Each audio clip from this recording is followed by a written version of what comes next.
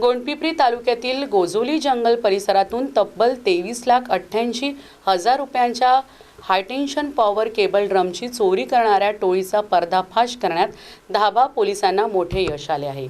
पोलिसांनी अवघ्या 5 दिवसात 5 आरोपींना अटक करून चोरीस गेलेले केबल, वाहने आणि मोबाईलसह एकूण 88,34,305 रुपयांचा मुद्देमाल जप्त केला आहे। या कारवाईत राकेश भोयर, ज्योतिष प्रसाद, अभिनय कुमार प्रसाद, हरिप्रसाद उईके आणि दीपक उईके या 5 आरोपींना अटक करण्यात आली। पोलिसांनी आरोपींकडून चोरीस गेलेले हायटेन्शन पॉवर केबलचे 2 ड्रम, 1 हायड्रा क्रेन, 2 आयशर वाहने, 1 होंडा सिटी कार तसेच विविध मोबाईल फोन जप्त केले। जप्त करण्यात आलेल्या मुद्देमालाची एकूण किंमत 88,34,305 रुपये इतकी आहे।